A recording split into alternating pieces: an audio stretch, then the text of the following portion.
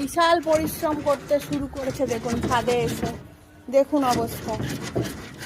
ওই অ্যাডভেস্টারগুলো সরাতে পারবে? হ্যাঁ, ও ভাবে ও সব পারবে, ওর অনেক ক্ষমতা, কিন্তু কিছুই যে ক্ষমতা নেই সেটা বোঝে না। তখন থেকে করেই চলেছে। ওই বেটু, তোর ক্ষমতা নেই ওখান থেকে ইঁদুর বার করার, বুঝেছিস? আবার দাঁত দিয়ে কামড়াচ্ছে দেখুন। যেটুকু চিকেন সেদ্ধ ভাত খায় ওটুকু খাওয়া বন্ধ হয়ে যাবে। কি অবস্থা, অ্যাডভেস্টার গুলোকে দাঁত দিয়ে কামড়াচ্ছে ভাঙবে বলে।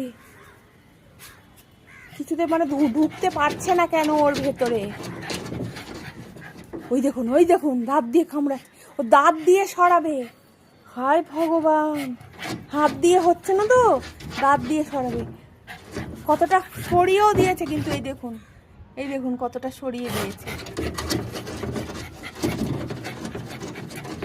বেটু,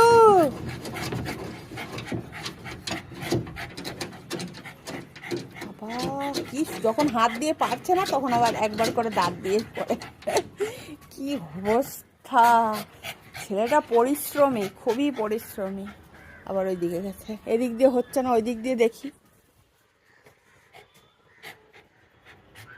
হবে না, যতই চেষ্টা, বৃথা চেষ্টা তোমার, বৃথা চেষ্টা। ওরে বাবা, দেখেছেন অবস্থা। বিকেল থেকে সন্ধে ঘনিয়ে এলো, ছেলেটা পরিশ্রম করেই চলেছে ইঁদুরের পেছনে, কিন্তু কোনো সুরাহা করতে পারছে না। হাঁপিয়ে গেছে, প্রচণ্ড হাঁপিয়ে গেছে, তাও কাজ চালিয়েই যাচ্ছে। কারণ হচ্ছে ভেঙে পড়ার ছেলে নয় উনি, হচ্ছে এই যে দাঁত দিয়ে কামড়াচ্ছে। আয় বাবা, দাঁতগুলো ভাঙবে ও। কি, আয় চল ছোট, নিচে চল। কি অবস্থা, দাঁত দিয়ে কামড়াচ্ছে, দেখুন অবস্থা। চল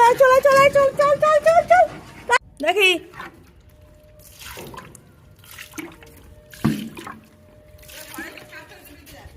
কিছু করার নেই, আর কি করবো, সেই তো কালকে। চল কালকে তো মুজবো। আয় চল, যা বদমাসের হাড়ি একেবারে।